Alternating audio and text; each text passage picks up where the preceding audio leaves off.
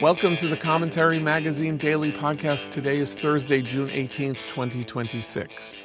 I am John Podhoretz, the editor of Commentary Magazine. With me, as always, executive editor Abe Greenwald. Hi, Abe.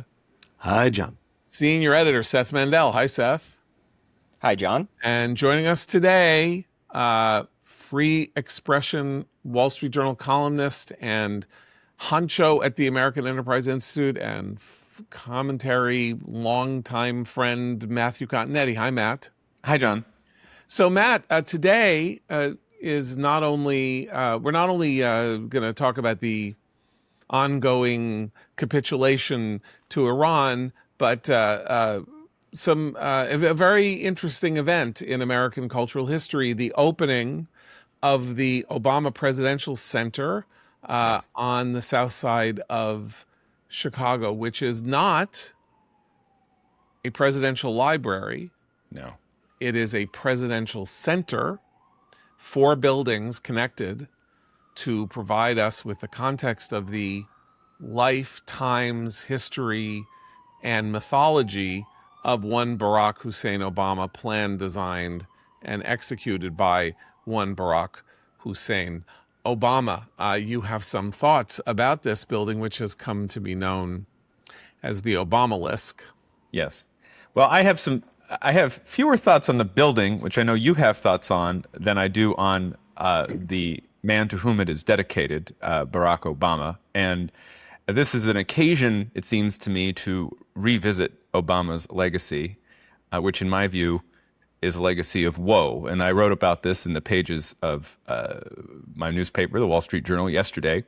But I wanted to take a little time to dilate on it before we begin the wailing over the Trump Memorandum of Understanding. It's always good to have some comparative perspective.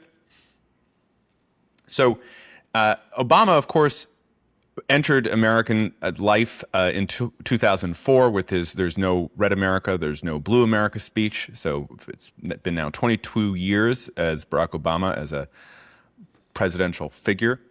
He's one of very few presidents since 1900 who have won 2 terms with more than 50% of the vote. In fact, only Eisenhower, Reagan, and FDR did that. So he has a pretty big accomplishment in that regard. He remains popular. He left with a high approval rating, and people look on him fondly, even today, or at least some people. I'm not one of them. You think about the way in which Obama entered the campaign in 2008. The hubris was astonishing. When he won the Democratic nomination, he said that this would be the moment when the seas stopped rising. When he won, or a few days before he won the general election in 2008, he said, "We are just a few days away from fundamentally transforming the United States of America." 2 months into his presidency, he gave a speech at Georgetown University where he said that he was going to lay a new foundation for America and our social compact. And as a candidate, he likened himself to Ronald Reagan, who he said had changed the trajectory of America, unlike other presidents such as Richard Nixon and Bill Clinton, whose wife was his major opponent in that primary race. But I think if you look at the 8 years of the Obama presidency, and even if you concede he changed the trajectory of America, he changed it toward decline. And whether that's foreign policy of restraint and kind of a openness to working with dictatorships, a retrenchment, his defense cuts during his presidency, which are one of the major contributors to the munitions shortages that have affected the conduct of the recent Iran war. Of course, his daylight with Israel throughout his presidency, which not only, I think, increased the danger to the Jewish state, but also kind of showed the way forward for the anti-Zionists and anti-Semites in the Democratic Party, who have now flooded the zone, so to speak. Then there's this domestic policy, Obamacare, which was, despite all of his speeches in favor of it, very unpopular. He did it anyway. Obamacare is basically changed beyond recognition today, and so it's slightly more popular than it was during his presidency. But it's just worth remembering that all of the promises Obama made, selling Obamacare, such as that if you liked your plan, you could keep your plan, or that the premiums would not increase, were total lies. And the way in which Obama pursued Obamacare, with kind of this blithe disregard for actual voters, really did set the tone, I think, for the presidentialism that Democrats complain about today when it's Donald Trump. But it's really Obama is the origin of this attitude and of this kind of amassing of executive power. And the way that Obama continued after his reelection, where he promised, Medvedev, who was the stand-in for Putin, that he would have more flexibility in his second term. Then he backed off his red line in Syria. Russia entered the Middle East for the first time in 30 years. He signed the Iran deal. Well, of course, there's another Iran deal today, but that Iran deal, the infrastructure was in place. The nuclear infrastructure was in place, just for starters, as was the Iranian defense industrial base. Can I back up to Obamacare? Because as you were speaking, I looked this up. So, of course, what was the promise of Obamacare? It was going to close this gap between the insured and the uninsured in the United States. The number of uninsured, there was a preposterous number thrown around in 2010 that there were 43 million Americans uninsured, which was not true. It's kind of lunatic number. In fact, according to every piece of data we have, around 10 to 11% of Americans at any given moment in 2010 were uninsured. That number, after 16 years of Obamacare, is 8%. So think about what this means for a minute. This was the largest domestic political issue of the decade, maybe until immigration came along. The largest. Immense amounts of rhetoric, talk, everything, this is a big effing deal, said Joe Biden. All sorts of stuff happened. And it's a nothing burger. It had a tiny, based on what it promised, and I'm not even talking about what distortions it entered into the market and everything else. Just, it promised to essentially end the uninsured in the United States. And it did. Universal health care. Right. Yeah, universal health. Universal without being single payer. And that did not happen. So his key domestic political achievement was like, a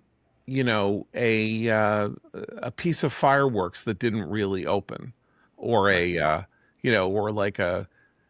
when you draft the greatest baseball player, in college, and then he comes into the majors and he hits 240 and then, ends up retiring after 7 years. And he could get away with it because, of course, he had a fawning media. And then, I don't want to sell Obama's political talent short. He's a smooth operator. I mean, that's there's no question about it. And he knew how to function in the media environment, and he definitely had a secure base that allowed him to not only be reelected, but to maintain his support despite the backlash. And that's where I just want to end my little rant. In 2008, while he was still running, he dismissed the opposition to him within the Democratic Party, by the way. He wasn't even speaking about voters in general, as people who cling to guns and religion, the bitter clingers, they're called. And it was just an early warning sign of Obama's snobbery and condescension and his kind of detachment and above-it-all attitude. Well, the bitter clingers grew in number, and they have been growing in number ever since he said that, almost 18 years later now. And first we had the Tea Party Revolution, right, in 2010, which again he dismissed. He did nothing to try to assuage. He pressed ahead with the health care. He ran a very populist kind of economic, not cultural populist, but kind of Elizabeth Warren campaign in 2012 against the 1%, the wealthy, Mitt Romney. Then we had the fights over immigration in 2013 and 14, the border crisis. The Republicans had a huge election in 2014, picked up many House seats. They had already controlled the House, but then they picked up 9 Senate seats and flipped the Senate. What did Obama do after the election? He expanded his immigration amnesty for the Dreamers to the parents of the Dreamers, despite saying many times that he lacked the authority. It was another kind of just, middle finger to the opposition, thinking that, he could exploit kind of the movement of the Republican Party toward nationalist populism. And what happened? Donald Trump wins in 2016. And then after Trump loses in 20 and we have Obama's third term essentially in the presidency of Joe Biden, Obama swoops in 2024 and still is accusing all of his opponents of false motives and false consciousness. And it reached the height of absurdity when he was lecturing a group of black male voters that, he knew that the reason they weren't really on board for Kamala Harris wasn't the inflation, wasn't the immigration, it was that she was a woman. And all of a sudden, the bitter clingers, as I say in my piece, have become racially integrated, right? So, you're going to have George W. Bush and Joe Biden and Bill Clinton at the opening of the Obamalisk today and Thursday. It's open to the public on Juneteenth, Friday. You're going to have Bruce Springsteen and Bono there. But you're not going to have Barack Obama's actual legacy, which is Donald Trump, who has dominated American life for the past 11 years. Let's talk about 2 parts of that legacy. You're mentioning, the policies and the political fallout and all of that. The most important thing that happened legislatively or not anti-legislatively, that has had long-lasting consequences that are destructive of the republic, in my view, are the Pandora's box that he opened when he said, I have a pen and a phone, and if I can't get legislation through Congress, I am going to essentially use executive orders as a substitute for legislation. Similarly, in the same, 2-year period, Harry Reid, who was the majority leader of the Senate, pushed through a change in the filibuster so that judges could be confirmed without going through the complicated process of needing 60 votes before they could get 51 votes. And at the time that happened, that was another break with precedent, break with tradition. And Mitch McConnell, his Reid's opposite number, then the minority leader of the Senate, said, don't do this. You are going to regret it. You are going to regret opening this Pandora's box, because once you do, I'm unconstrained. You think you have power now. I'm as constrained as you under this system. You end this system, and I'm going to use it to my advantage when I get power. And indeed, that's exactly what happened to Democratic screaming and crying and caterwauling, was that McConnell followed his lead, followed the lead of Harry Reid, and revolutionized the way in which we choose not only regular judges, but Supreme Court justices, and held that seat that Scalia, held the seat that Ruth Bader Ginsburg had died in. Scalia had died. Scalia died in 16. Right, for 400 some odd day or 380 days or something like that, until the election and until Gorsuch was named. Okay, so that's number one. So, and number two, again, this opening of the executive order Pandora's box that we see now having ruinous consequences in Trump's seizure of it, and most importantly with the tariffs, and the imposition of these tariffs through deeming by the president, now found unconstitutional by the Supreme Court, creating a gigantic economic complex mess and things that shouldn't be happening at all. And so Obama's legacy as president not only is that he ended up doing things that led to Trump getting elected, his opposite number, but also Trump using tools that he built to do things that Obama, of course, hated more than anything else that could possibly ever have been done, including, ramped up enforcement against illegal aliens. So he opens his Obamalisk in a world that he created that is his Frankenstein monster that he created and then was unleashed on the world and ended up destroying everything that he liked and creating new problems that he never even anticipated. Yeah, I think he did it in other ways still. When I look back on the Obama years, the things that strike me most are it's when this unanimity of the establishment narrative became all oppressing.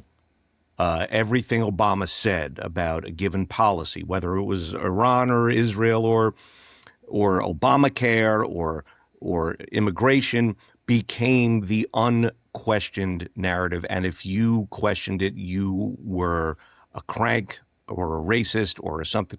And that sense of oppression built up and built up and built up, and also contributed to the backlash.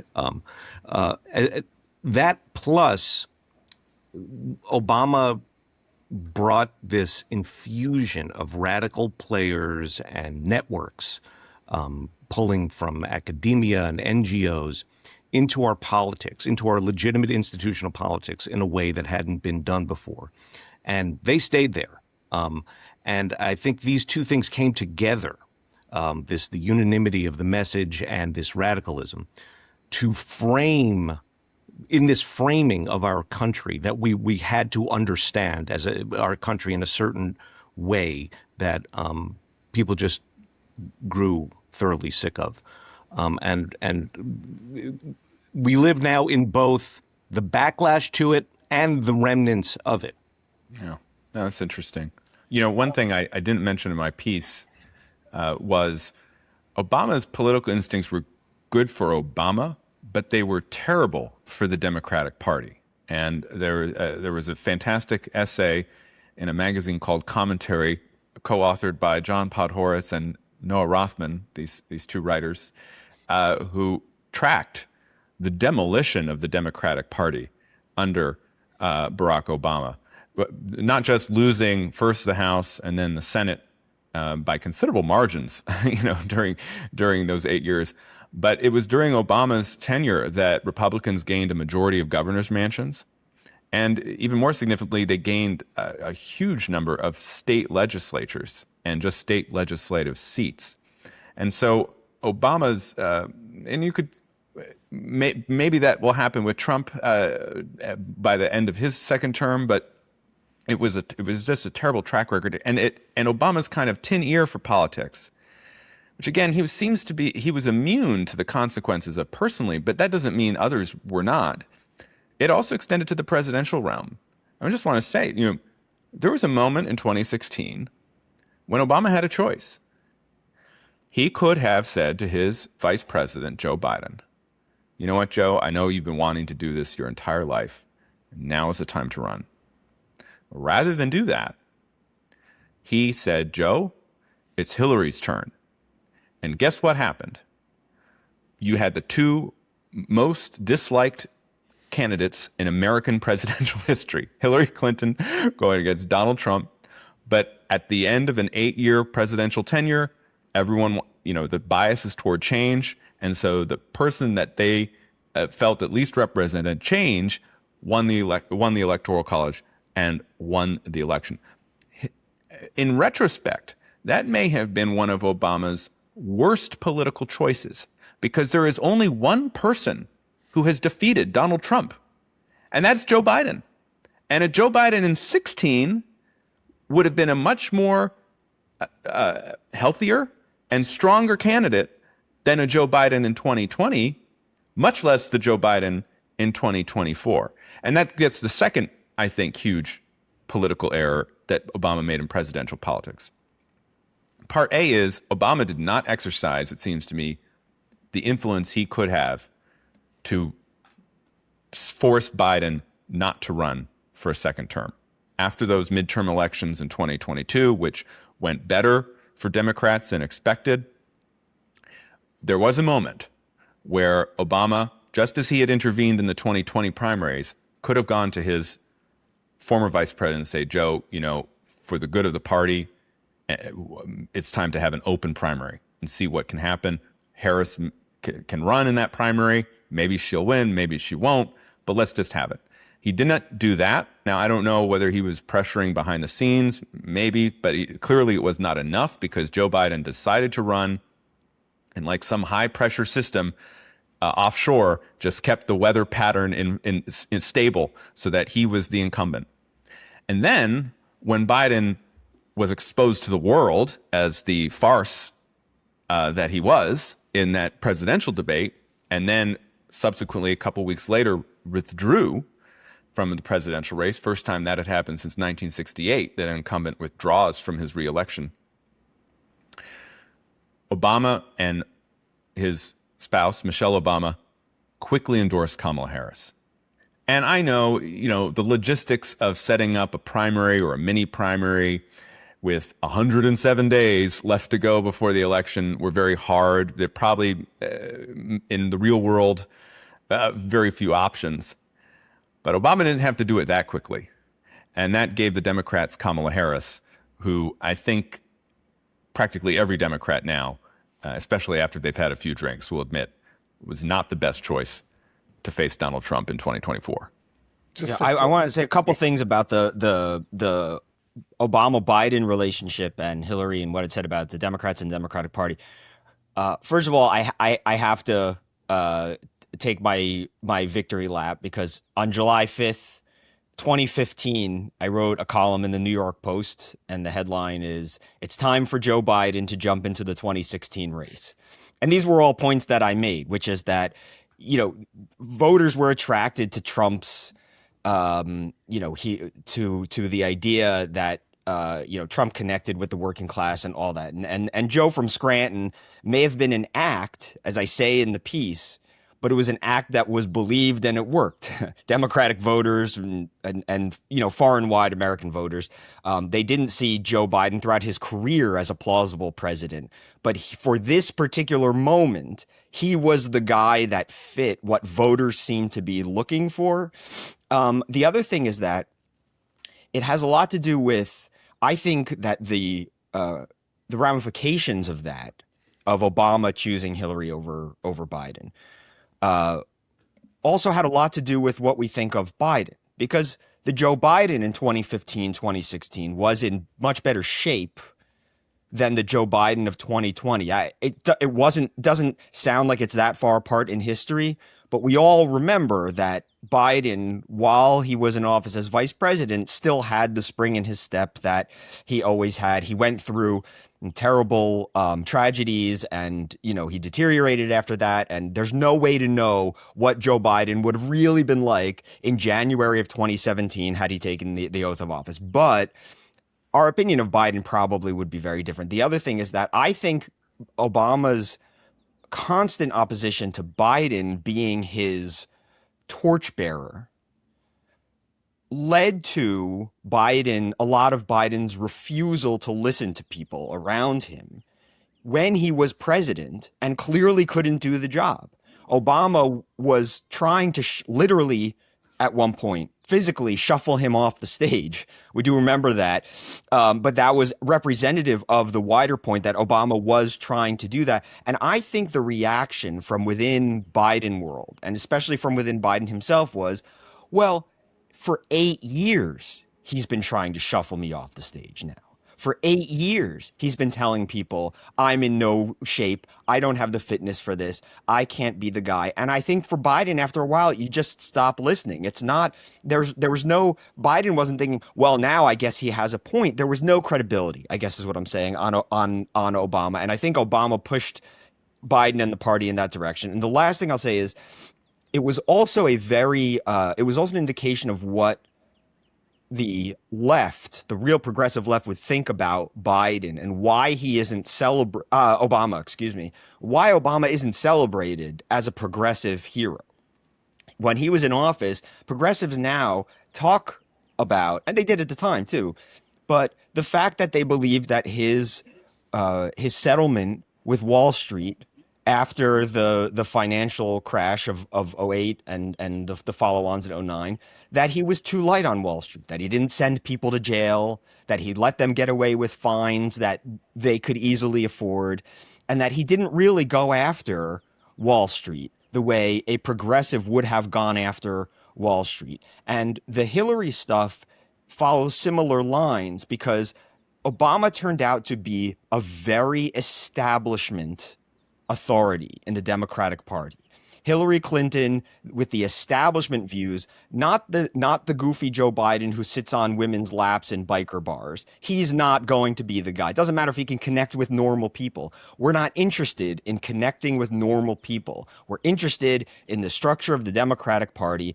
And so it was the more corporate type candidate. Again, I don't want to sound like Bernie Sanders myself, but from a progressive perspective, it was the establishment candidate in all those ways. And they had rules set up with superdelegates that made it almost impossible for anybody to pass Hillary in that regard. And so the complaints of the primary process being rigged were not without some merit. Yeah. And Okay, so but- Obama did set in motion things that made progressives see their party going off an establishment cliff and need a reaction, a far left reaction. It's not just that. I mean, because, and we should move on, but it's not just that. It's that progressivism, as we understand it now, was formed by Obamaism. That's not to say that it's an outgrowth of Obamaism. It is a stew created by the failure of Obama to build an enduring Democratic Party, as represented by the thing that Matt mentioned, which is that they lost 1,000 elected seats in the United States, in the votes in the United States at the state, local, and federal level. 1,000 fewer elected Democratic officials in 2017 than had been in office in 2009, opening up a gigantic hole for new people to start filling.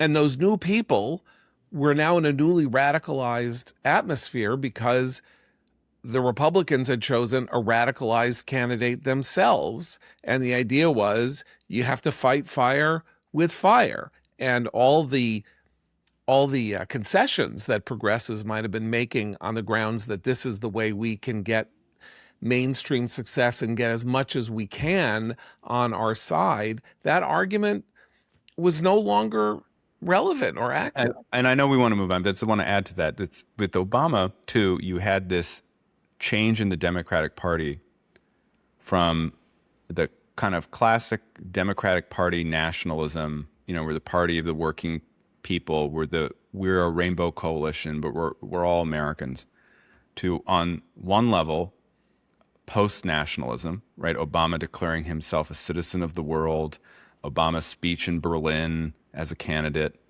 but then on another level of subnational ethnic and racial identity, which became more and more a focus of the Democratic Party throughout Obama's tenure and was radicalized in its own way by BLM and the way that the Obama administration approached the riots in Ferguson, Missouri, for example, the attitudes toward Muslim immigration and Islam, right? Where Obama's administration continually downplayed any religious dimension to the jihadist attacks that began spiraling out of control after Obama withdrew from Iraq and kind of desultorily fought ISIS for the back end of his presidency.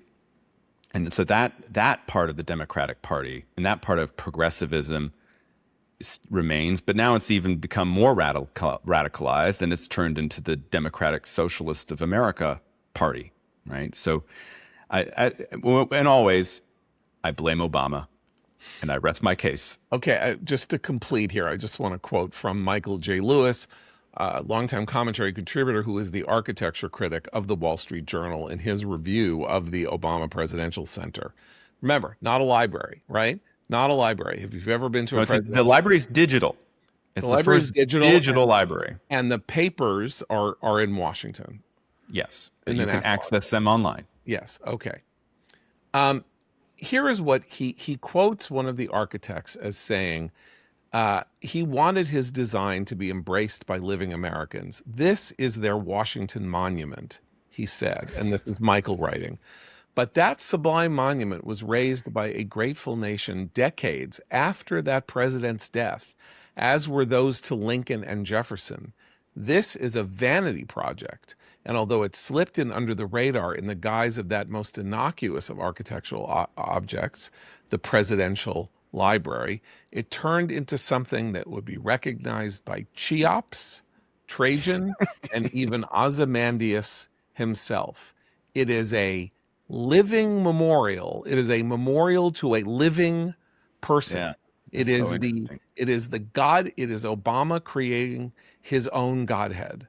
And that is a suitable monument. Look with an NBA grade basketball court. There we go. On the complex. Okay, so we have avoided our agony and our pain too long. Enjoy, dancing on Obama's political grave, and now we must regrettably turn to the subject of the horrific failure of the United States at this current moment. What I want to do to talk about Iran and what's going on with the memorandum of understanding, which is now in force. Because it was semi-digitally signed, and then it was signed at Versailles and not Trump signed. Trump signed it at Versailles, but it was also a docu-sign. I don't know what the hell. Yeah, and Pezeshkian, the president of Iran, also signed it. Right. Okay. So Trump yesterday at about 4:00 gave a press conference, and he spoke without taking a breath for 42 minutes before he took a question. I'm just going to quote some of the things that he said and then have you respond to them. Look, if we had kept dropping bombs for 2 weeks, 3 weeks, 2 years, you would never have seen the Strait open. You would never have seen the stock market at these levels, unlike what all those tough guys say. Okay, so his line is that the war that he started and was fighting was ineffectual once Iran decided that it was going to close the Strait of Hormuz.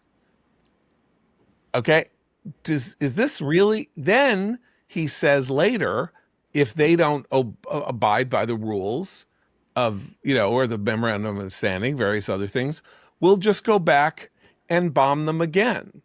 But he just said that bombing doesn't work because they closed the Strait of Hormuz, and nothing that we ever could have done would have gotten them to open the Strait of Hormuz. And it's very important that the strait be opened so that the stock market can reach really high levels. So how could he go back and bomb again, since he has already established the precept that the bombing has no effect over whether or not Iran opens or closes the strait? Okay. Well, I think that the chances of him going back to bombing before the election are about as close to zero as you can get. Right. The election, of course, is just a few months away. And what happens after that, who knows?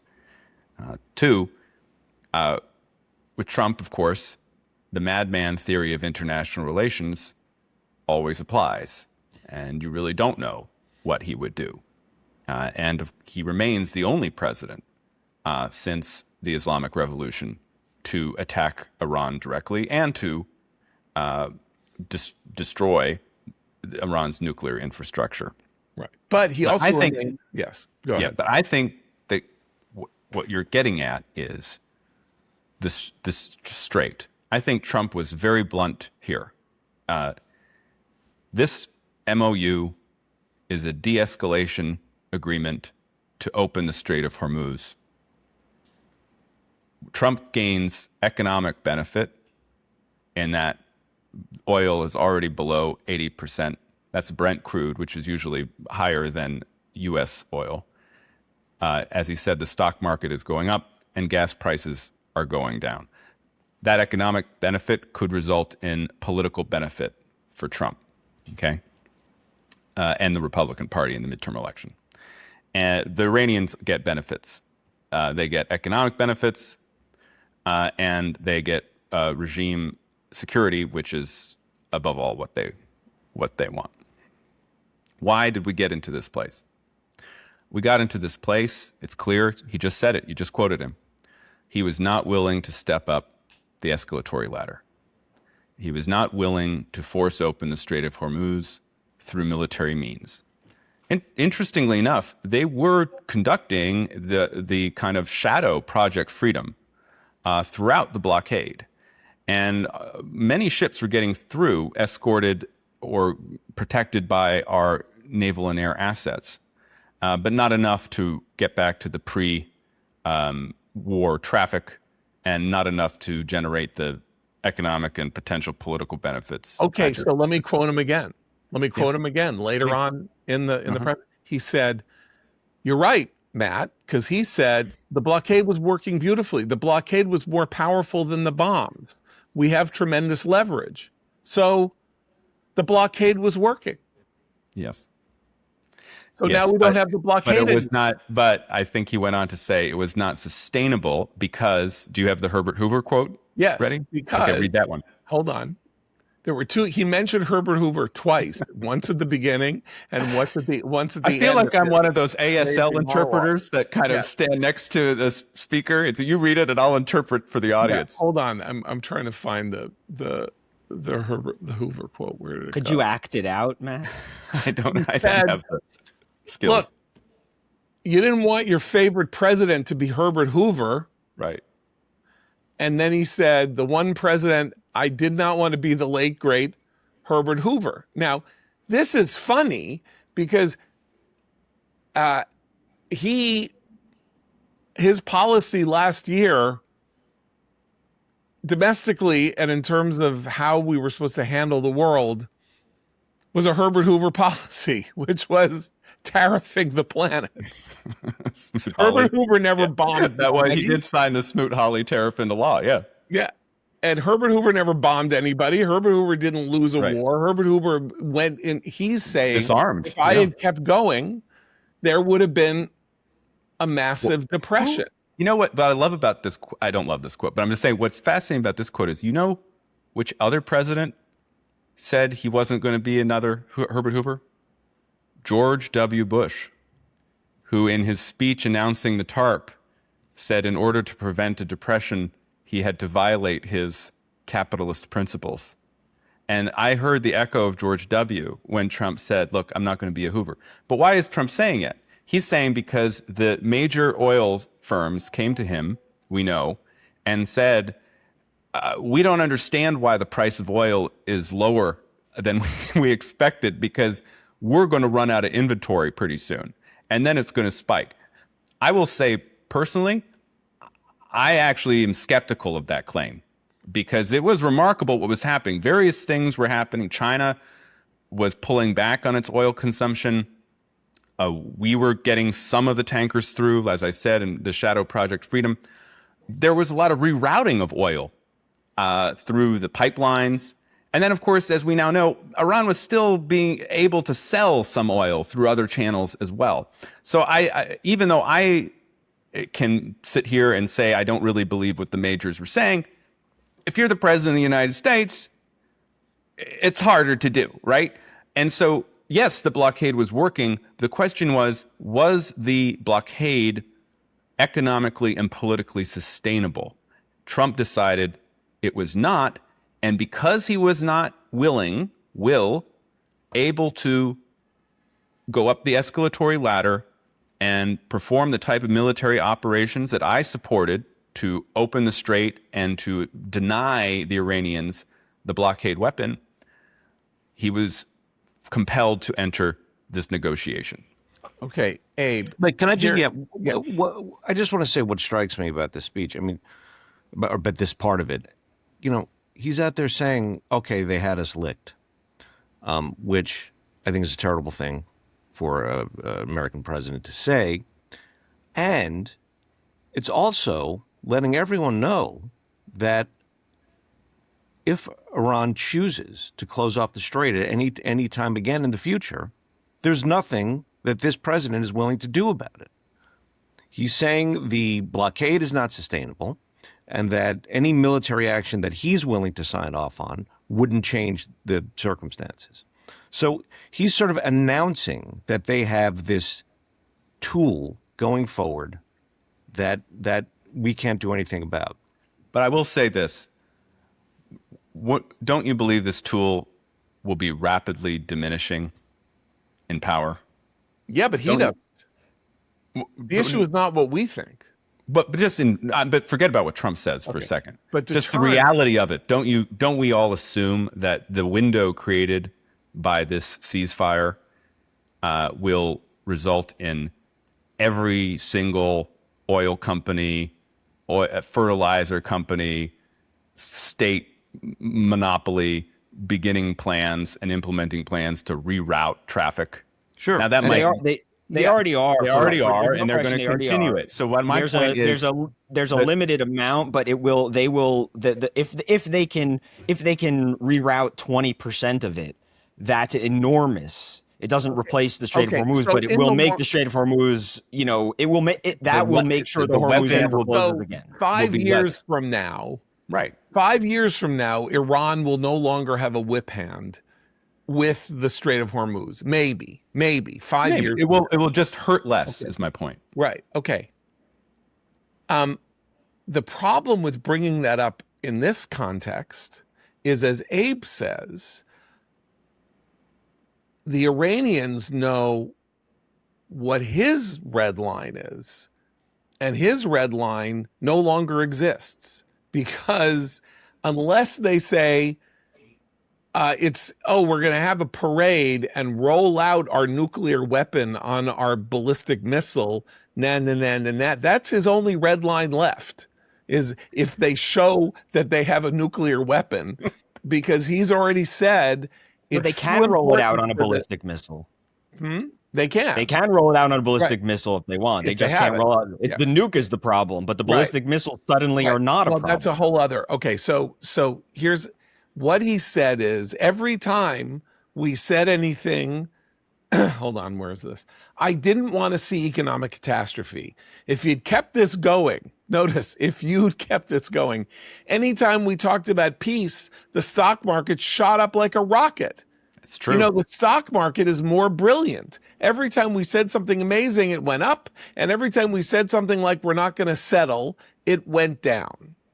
Okay, so all Iran has to do is do anything that makes the market go down, and Iran has the leverage. So who has established deterrence at the end of this war? Iran has established deterrence against the United States. Iran deterred Trump. Iran deterred Trump. I agree with that. Yeah. Okay. But so can I say why? Can I say why he is saying, why all of a sudden he became interested in the economic constraint, despite supplying Democrats with lines where he said, I don't care about the economy. I love inflation. Right. But he said, right. Why? I went back to, and we're reading the quotes from yesterday. I went back to the original speech announcing Operation Epic Fury. And this is what he said. Our objective is to defend the American people by eliminating imminent threats from the Iranian regime.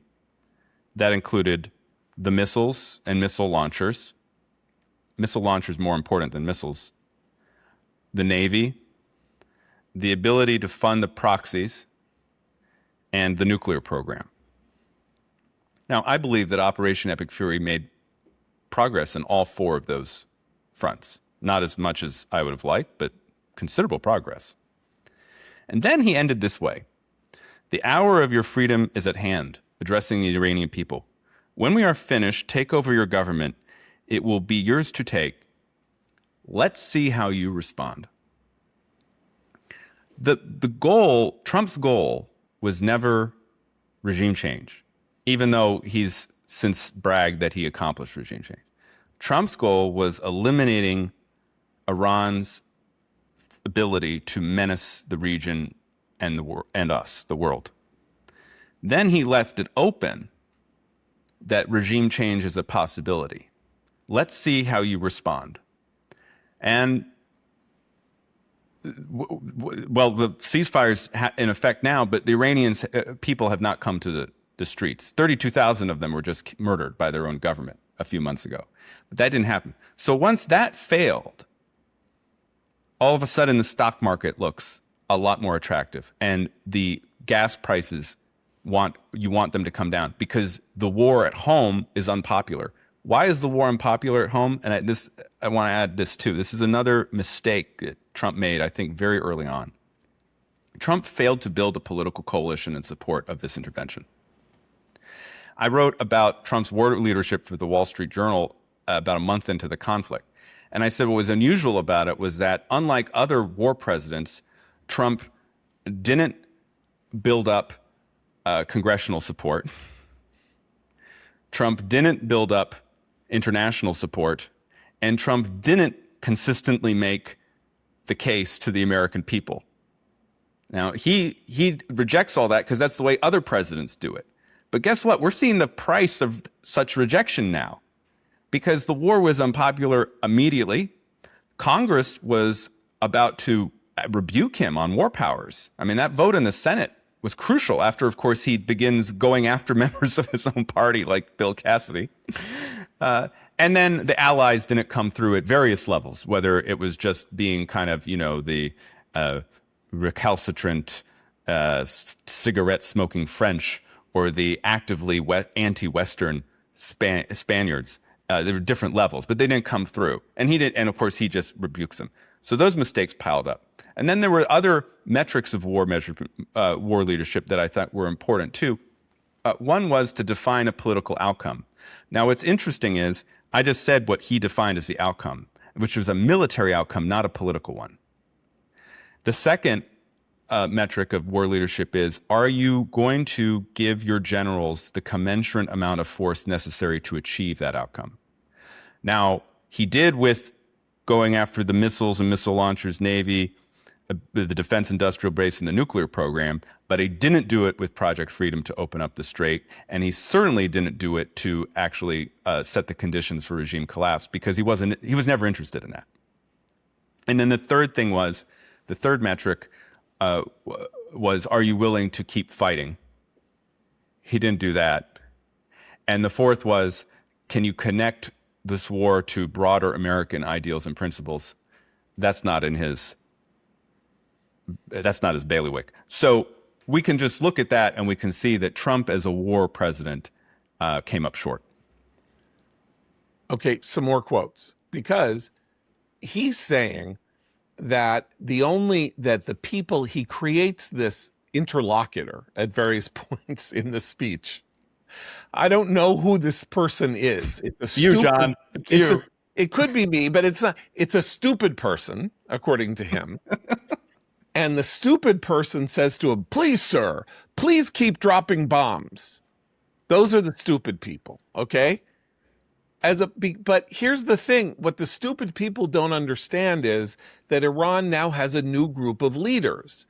I think they're very smart. They're far less radical. I think they're really good. They love their country. This is the regime. This is still the Islamic Republic of Iran. They love their country so much that they want to kill everyone else in it and have it all to themselves. Impoverish everybody. Yeah.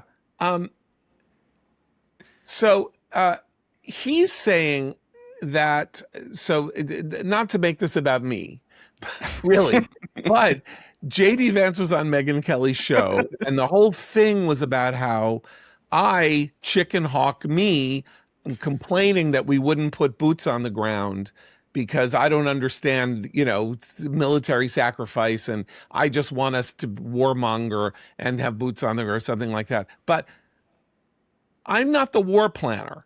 He freezes the war in place. He says in this speech that there was no more point in dropping bombs, that they had bombed everything that they could bomb. And he said in this talk yesterday that he didn't want to hit more civilian infrastructure because there are 91 million people there, and he didn't want them to starve or have their desalination plants destroyed so that they wouldn't have water to drink. So he didn't want to do that to the Iranian people. So I guess this is the only possible outcome if you're saying that the strategy that you employed, which was to try to get your end from the air, and that the Iranians managed to hold it together with chewing gum and baling wire long enough to not collapse, to have the IRGC find its way into managing to continue the regime going, and then coming up with the closing Hormuz strategy. So all Iran had to do was survive the initial onslaught and figure out a countermeasure. There was no military countermeasure, right? They couldn't hit us, couldn't reach us, nothing.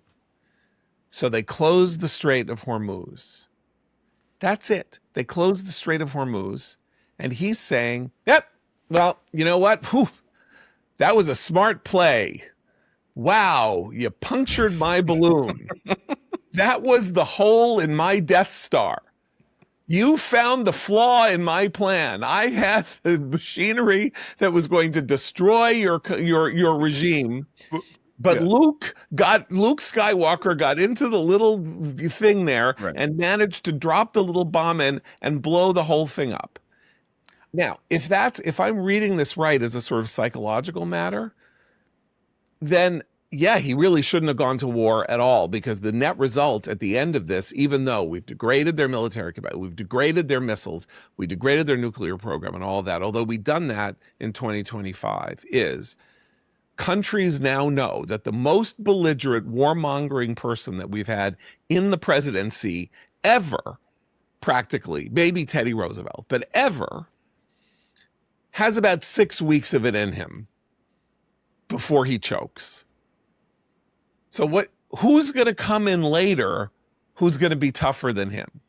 Who's going to come in later and hold the line and say you can't do this and we're going to make you pay if you do X, Y, or Z? Nobody. What lesson is the world going to take from this behavior? So the reason I brought up me and Van, I think one lesson they'll take is if you have access to a major strategic choke point, you better invest heavily in anti-access and area denial weaponry, right? So that you can hold that hostage, right? Like like Iran did. Now there are only so many choke points. One is the straits in the Red Sea, which I am never able to pronounce, but which the Houthis held hostage after October 7th and up until the spring of 2025. Now we, in Operation Rough Rider, pounded the Houthis. And the Houthis, interestingly, never entered this conflict. Right. Because I think a lot more damage was done to them than certainly the media reported. Now, it was at tremendous cost to us, not in lives, but in money, because we don't have the type of cheap interceptors and drones that we need. But we've seen this. If you have, and this is why China, I think, will take something of a lesson here, because the Taiwan Strait, perhaps the most important strategic choke point in the world, is also susceptible to this type of warfare.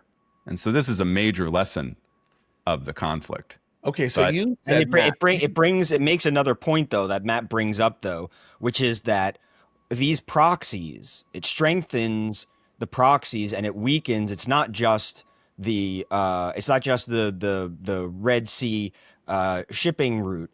It's what happens to Yemen now that Trump turned out to be a paper tiger? What happens to Lebanon? What happens to Iraq? All these countries with Iranian proxies that are undermining them and destabilizing them, they all come out ahead in this too, because Iran is money is fungible, and they're gonna get it. They're gonna get money. They're gonna get weapons. They're gonna get diplomatic support, and they're going to be less, and there's going to be less fear among them to take shots at okay, American ships or whatever. But I think we need to move on, because we're like at the hour point. We need to talk about Trump and Israel and what he is saying about Israel, because it gets to the proxy point here.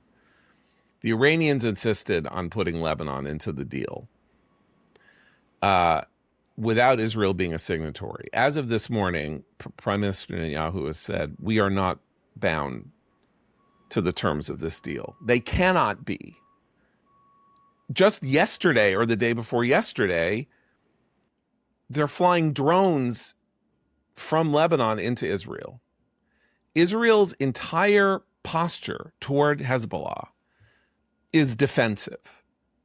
Israel does not want to control territory in Lebanon if it doesn't have to. Israel does not want to fire a single shot into Lebanon if it doesn't have to. Israel wants to get back to par and move on with its life. And Hezbollah is engaging Israel.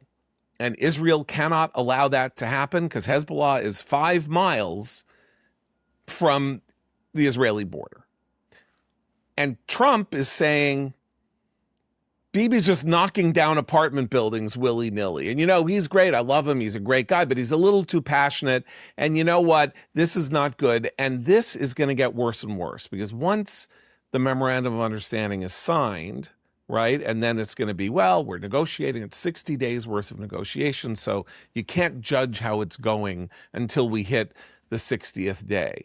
But Israel is going to have to be in this conflict with Hezbollah if Hezbollah doesn't, cry uncle and stop fighting, or if Iran doesn't tell Hezbollah to stop fighting. And so all the attention in conversation about what is going on in the Middle East is going to start focusing on how mean Israel is being to poor Lebanon, which Trump said was once the most beautiful place on earth, and they've just been treated tragically badly. Not by Israel. Israel is not treating Lebanon badly. Lebanon has been occupied by an Iranian proxy that controlled 25% of its territory, is in its government, and controls an entire neighborhood in its capital city. Lebanon is being attacked by Iran. Israel is defending itself against Hezbollah, not against Lebanon. And Trump is going to turn on Bibi. I believe Trump will turn on Bibi in the next 30 days. This is the worst part of the deal, in my view, is the linkage between Lebanon and the Strait. Neither Lebanon nor Israel is a party to the conflict or a party to the negotiation. Certainly, Israel participated in the war, Operation Roaring Lion. But they were not at the negotiating table. Israel has the right to defend itself against Hezbollah. Hezbollah is an occupying army, as you say. It's a cat's paw of Iran, and so it's strategically bad, a huge mistake to link them in this way, and the cost of that is damaging. Now, of course, Trump, is more concerned about America and his political position and the economy than he is about Israel's right to self-defense in this case. But I would just say this about the press conference last night. Trump lives by the David Mamet rule, always be selling. And when he's selling something, he will say anything. And he can come across as a bully to the people that he believes are obstacles to the deal. In this case, he thinks that Israel's defense against Hezbollah is an obstacle to the deal. Once you're past this point, once the deal is signed, we really don't know where he'll go next because he lives in an eternal present, right? So that's why I think the turn against Bibi here is the worst part of what's happened. But I'm still not convinced that it's going to be as dramatic or as permanent as you're suggesting, John. Good. I'm glad to hear it. Okay, Matt, you have a recommendation, and you should make it before we go on for 3 hours. Especially since you're happy at what I just said, I'm going to make it. I would like to recommend a book. The book is called The Infinity Machine, Demis Hassabis, Deep Mind and the Quest for Superintelligence. It's by the journalist Sebastian Mallaby. It's probably the best nonfiction book I've read so far this year. Demis Hassabis is, I hope I'm pronouncing that correct, is the founder of DeepMind, which is Google's AI laboratory. And in telling his life story, Mallaby is telling the story of AI development in general, and it's presented in language that I, simple caveman pundit, can understand, which I find very helpful. But it's also told with a narrative verve that's reminiscent of Michael Lewis's best books. So if you want to catch up on what is going on in this most important sector of the economy, I truly recommend The Infinity Machine by Sebastian Mallaby. And interestingly enough, Hassabis was at a dinner last night with your favorite president and other AI poobahs, such as Dario Amodi of Anthropic, and I think Sam Altman of OpenAI was there as well. So it's a great primer for what may be the most important technological development in centuries. Matt Continetti, thanks for being here. See you next week. For Abe and Seth, I'm John Podhoretz. Keep the candle burning.